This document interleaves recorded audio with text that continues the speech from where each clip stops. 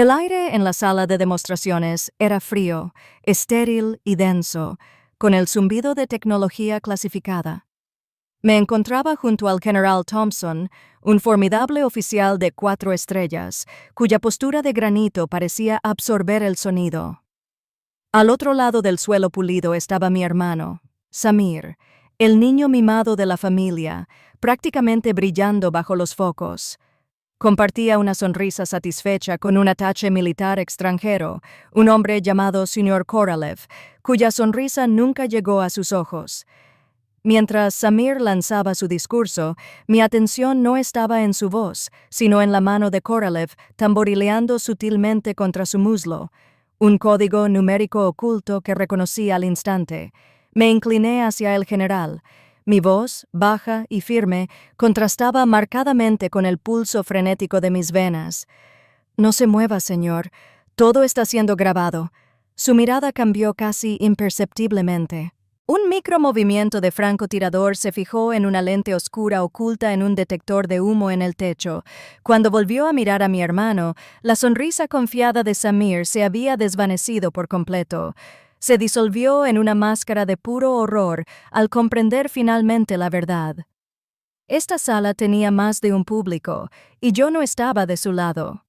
Apenas una semana antes, la condescendencia había sido un ritual familiar, como una manta pesada hecha de decepción. Estábamos cenando en casa de mis padres, y Samir dominaba la sala, presumiendo de haber conseguido precisamente esta presentación. Se pintó a sí mismo como un guerrero corporativo al borde de una victoria legendaria. Mi padre, un hombre obsesionado con las métricas tangibles del éxito de su hijo, apenas levantó la vista del plato cuando mencioné que asistiría como parte del equipo de observación. «¡Genial!», se burló con desdén. «Así que tomarás las actas por tu hermano. Intenta seguirme el ritmo». La crueldad casual del comentario era una rutina habitual en nuestra dinámica familiar. No era solo el comentario en sí, era el eco de cada proyecto de feria de ciencias que se había perdido, cada premio académico recibido con una sonrisa amable y vacía, todo servido con su carne asada. Por un momento, volví a ser esa niña pequeña, sosteniendo una boleta de calificaciones, esperando un elogio que nunca llegó. Entonces la sensación desapareció, reemplazada por una fría y firme determinación. Samir se limitó a reír, dándome una palmadita en el hombro con una lástima teatral que me puso los pelos de punta. «Sí, hermana», rió entre dientes, con la voz llena de falsa preocupación. «Solo escribe y observa. Deja el verdadero trabajo a los profesionales». Vieron a una persona que tomaba notas. Una secretaria, una sombra silenciosa destinada a aplaudir su éxito desde la barrera. Los comentarios me dolieron, pero esta vez algo diferente me invadió, una furia profesional. Su ignorancia deliberada y peligrosa ya no era solo un insulto, era un riesgo para la seguridad nacional. Se rió entre dientes, pensando que yo solo era su ayudante, una secretaria allí para documentar su gloria. No tenía ni idea de que yo era quien tenía que aprobar la evaluación de amenazas para su proyecto multimillonario. Para entender por qué su mundo se desmoronó en aquella sala de reuniones, hay que comprender la diferencia entre la mujer que vieron y la analista que habían creado. Para sobrevivir, había aprendido a vivir 2 vidas. En una, era un fantasma, una discreta hija académica que existía en la periferia brillante del brillante hijo de su hermano. En la otra era una voz en la oscuridad, una mente a la que se le confiaron secretos que podían alterar el equilibrio de poder. Durante años, mantuve esos 2 mundos aislados, separados por un muro de silencio y deber. Era una separación necesaria, pero la presión sobre ese muro aumentaba, y en el fondo sabía que no podría resistir eternamente. Recuerdo el día en que todo empezó a resquebrajarse. Era una sofocante tarde de agosto, de esas en las que el aire es denso y pesado. Toda la familia estaba reunida en el patio trasero de mis padres para una barbacoa y celebrar a Samir. Su último triunfo, un ascenso a vicepresidente senior de alianzas estratégicas. El título sonaba importante, trascendental, y mi familia saboreó cada sílaba. Lo seguían de cerca mientras lo cortejaba junto a la parrilla, riéndose de sus chistes, pendientes de cada palabra suya sobre proyecciones trimestrales y penetración de mercado. Él era su héroe, un rey conquistador que regresaba del glorioso campo de batalla de la América corporativa. Yo acababa de regresar 2 días antes de un despliegue. No era de esos con uniformes y en suelo extranjero, pero era igual de agotador. Durante 3 semanas seguidas, había estado viviendo en una instalación segura y sin ventanas. Impulsado por el café rancio y la adrenalina, mi mente se desbordó. Mi análisis del comportamiento del liderazgo de un Estado rebelde había evitado directamente una crisis diplomática catastrófica. Estaba exhausto hasta los huesos, pero lo intenté. Quería conectar aunque fuera una vez. Encontrar un momento de tranquilidad con mi madre, Carol, una mujer que creía que la comodidad social era más importante que las verdades incómodas. Intenté compartir una versión muy depurada de mi trabajo. Estaba liderando un proyecto. Empecé a buscar las palabras adecuadas. Estábamos analizando patrones de comunicación para reducir la tensión en una negociación. Ella simplemente suspiró, dándome una palmadita en la mano con una suave y desdeñosa lástima que, de alguna manera, era peor que el desprecio puro y duro. «Ay, Anya, todo es tan complicado. Tú y tus patrones».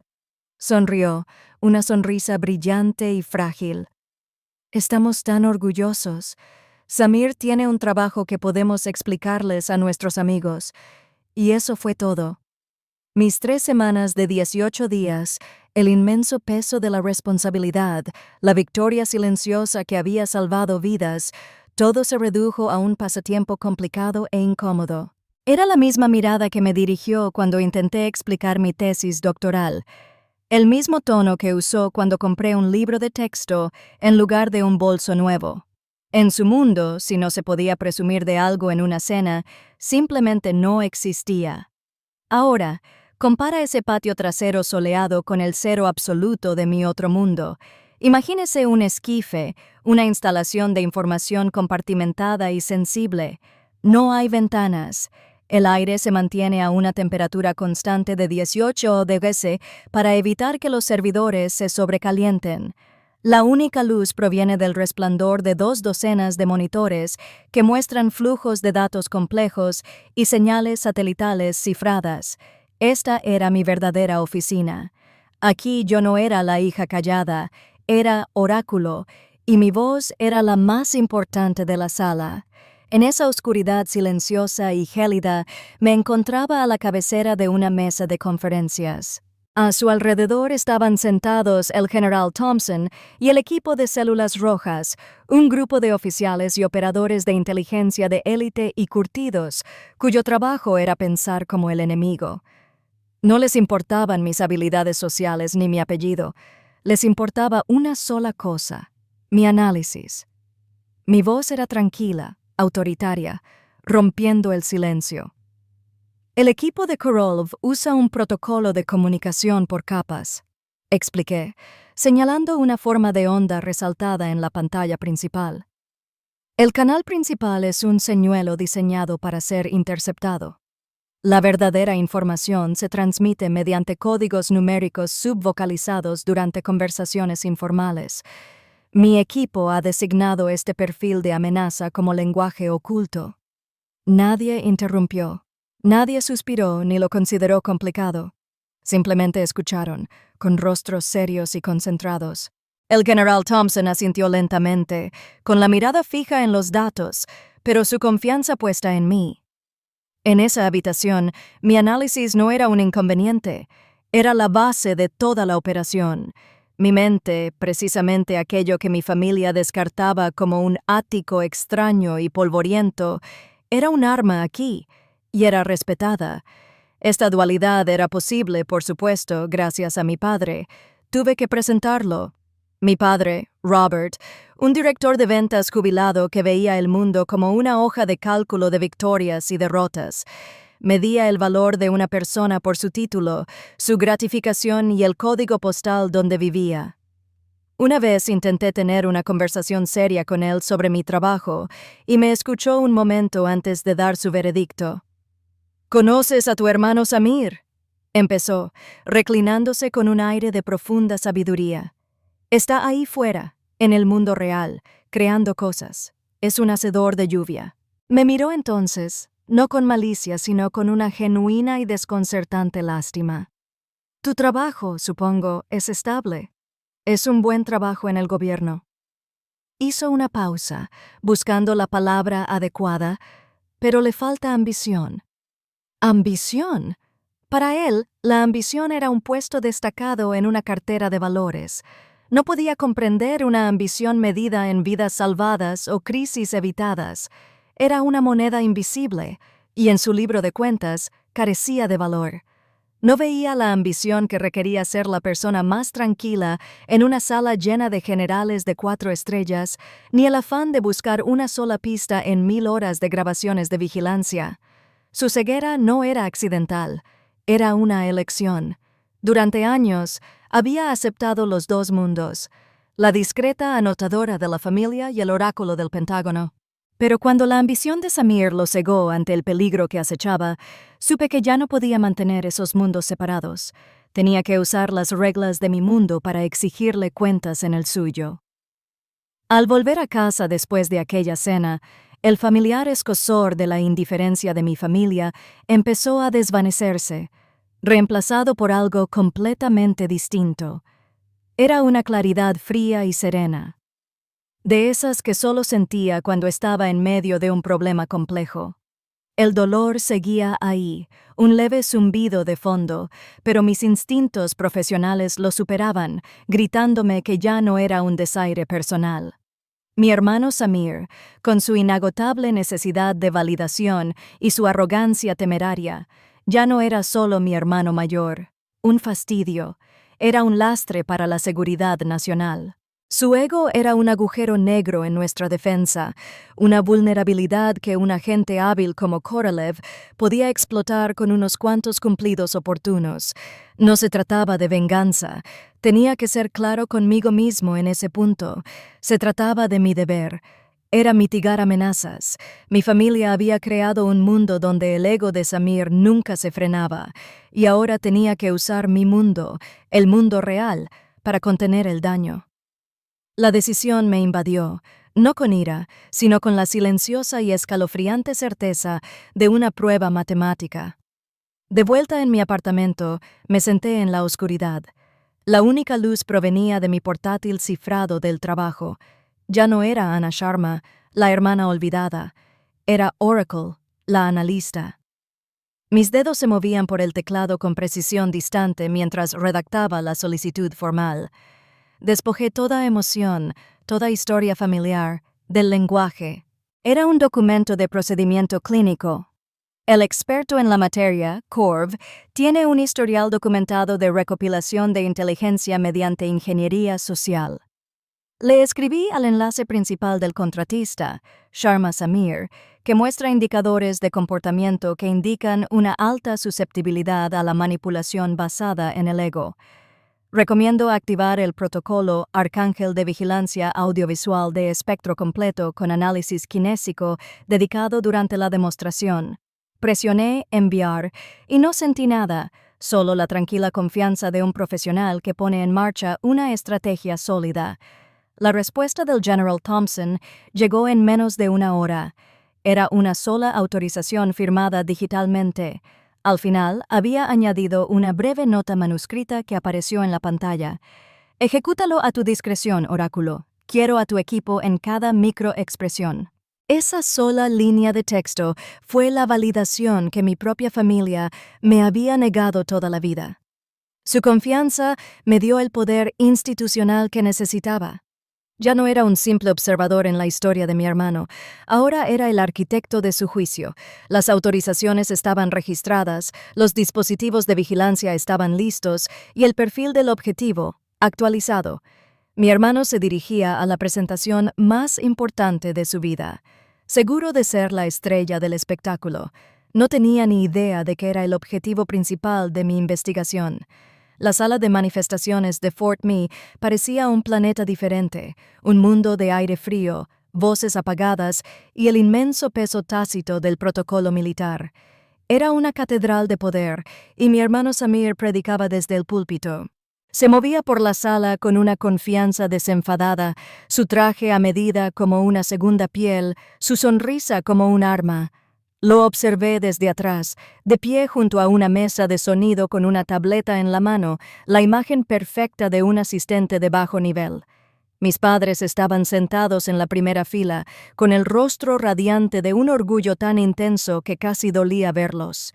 Para ellos, esta era la cumbre, la culminación de todas sus esperanzas para su brillante hijo. Al comenzar la presentación, mi madre me miró fijamente. Me dedicó una sonrisa tensa, la que me reservaba en público. Era una mirada que decía: «Sé que esto debe ser duro para ti, querida. Ver a tu hermano triunfar así, pero sé buena persona». Me veían como una nota al pie en la gloriosa historia de Samir, un personaje secundario relegado a un segundo plano. Una profunda calma gélida me invadió. No tenían ni la menor idea de lo que estaba a punto de suceder. Yo no estaba al margen. Dirigía todo el partido. Hay que reconocerle a Samir que estuvo impecable. Durante 45 minutos fue el carismático guerrero corporativo que mi padre siempre soñó que sería. Era encantador, elocuente y sumamente convincente. Pero entonces llegó la sesión de preguntas y respuestas. El señor Korolev, el ataché extranjero, levantó la mano con una expresión de educada curiosidad académica. Sus preguntas comenzaron generales, pero rápidamente se volvieron hiperespecíficas. Investigaban el código fuente del dron, sus frecuencias de interferencia, sus contramedidas electrónicas. Podía sentir cómo la trampa cerraba cada pregunta con un paso cuidadosamente calibrado. Y Samir, eufórico por su propio éxito y cegado por la necesidad de ser el más listo de la sala, cayó de lleno en ella. Korf hizo una última pregunta incisiva sobre un protocolo de seguridad, un detalle que a Samir le habían advertido explícitamente que era confidencial. Vi el destello de vacilación en los ojos de mi hermano, rápidamente reemplazado por una oleada de orgullo arrogante. No pudo resistirse a presumir. Respondió la pregunta. Entregó la llave. En el silencioso zumbido de la habitación, acababa de confirmar la mayor debilidad del sistema. Ya no necesitaba mirarlo. Mi mirada estaba fija en el monitor frente a mí, que mostraba una imagen de alta fidelidad de las manos de Korolev bajo la mesa de conferencias. Mientras Samir hablaba, los dedos de Eites comenzaron a golpear su rodilla con una rápida y silenciosa secuencia. Mi software de análisis kinésico la tradujo al instante. El texto parpadeaba en letras rojas en mi pantalla. Cifrado detectado. Mensaje. Vulnerabilidad confirmada. Continúe. Ahí está. El mundo pareció ralentizarse. Me aparté de la pared y comencé a caminar. El murmullo apagado de la habitación se desvaneció en un rugido sordo. Caminé con paso tranquilo y pausado, mientras mis pasos resonaban débilmente en el suelo pulido. Pasé la primera fila y sentí la mirada atónita de mis padres. Sus rostros eran una máscara de confusión, preguntándose qué estaría haciendo su hija invisible, entrando en el centro del momento perfecto de su hijo. Los ignoré. Mis ojos estaban fijos en las 2 estrellas en el hombro del General Thompson. Llegué a su lado, me incliné, y el mundo volvió a enfocarse con claridad. Este fue el momento del gancho, el nexo de mis 2 vidas. Mi voz era un susurro bajo y firme contra su oído. Es una señal de confirmación, General. Acaba de confirmar la vulnerabilidad del sistema. Todo está siendo grabado. El general ni se inmutó, ni siquiera giró la cabeza, pero sus ojos hicieron un pequeño y calculado movimiento hacia arriba, hacia el detector de humo del techo. Fue un movimiento minúsculo, pero tanto Samir como Korolev lo percibieron. La mano de Korolev se congeló a mitad de un golpe. Mi hermano siguió la mirada del general, y su rostro palideció por completo. La arrogancia, la confianza, el carisma, Todo se evaporó, reemplazado por la mirada enfermiza y vacía de un hombre que se da cuenta de que el juego no solo estaba amañado, sino que ni siquiera había sido un jugador. El general ni siquiera miró a mi hermano. Habló con firmeza por su comunicador de muñeca. Su voz atravesó el silencio atónito como una navaja. Seguridad, aquí Thompson. Ejecuten el protocolo de cierre. Sigma. Las palabras quedaron suspendidas en el aire, cada una como un mazazo. El señor Corv será escoltado a la sala diplomática. El señor Chararma debe entregar todas sus credenciales y dispositivos electrónicos.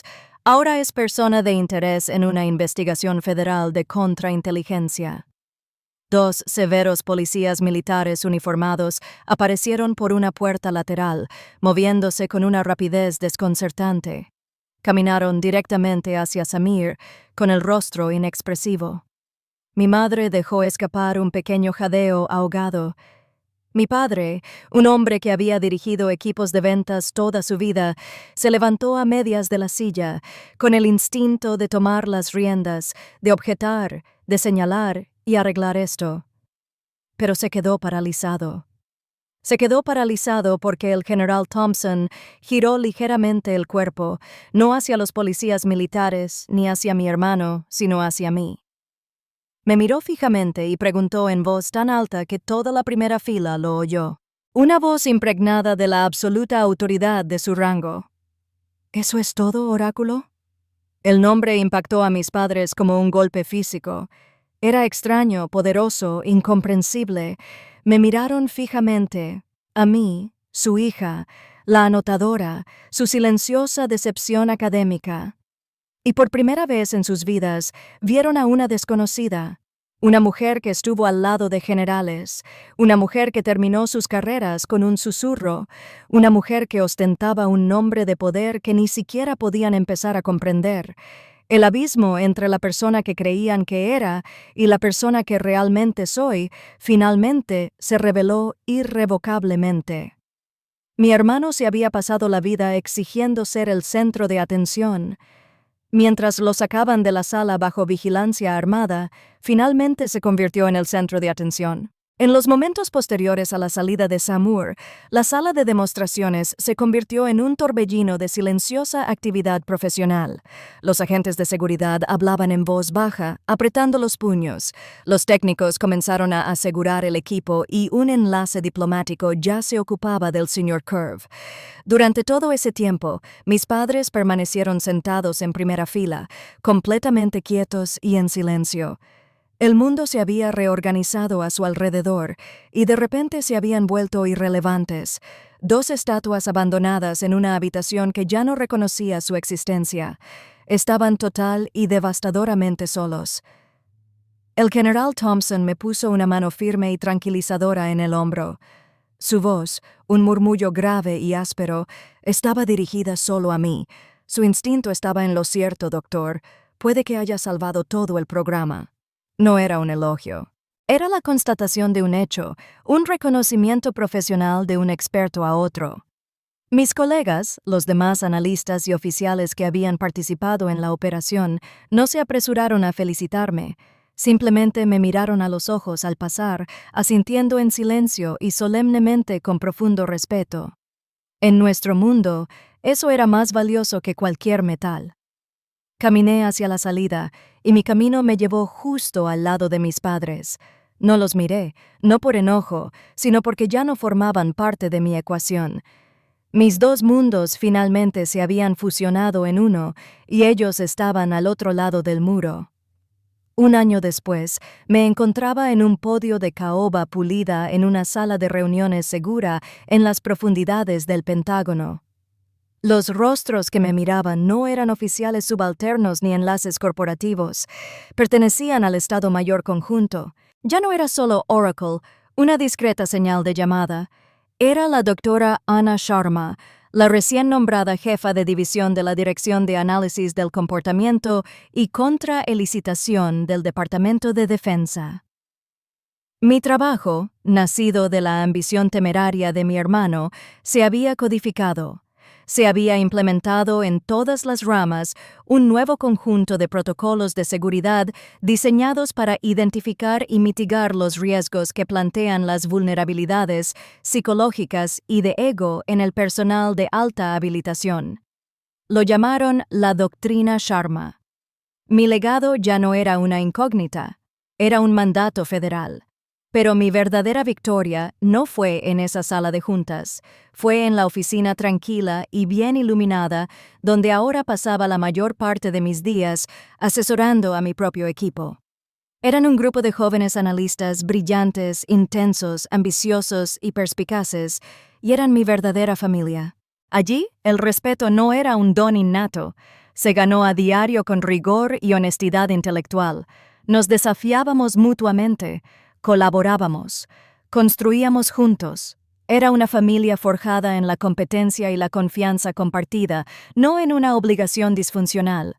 Me vi reflejada en sus ojos cuando era joven y me aseguré de que tuvieran el apoyo y el reconocimiento que yo nunca tuve. En cuanto a Seimer, la investigación confirmó lo que sospechaba. No era un espía en el sentido tradicional.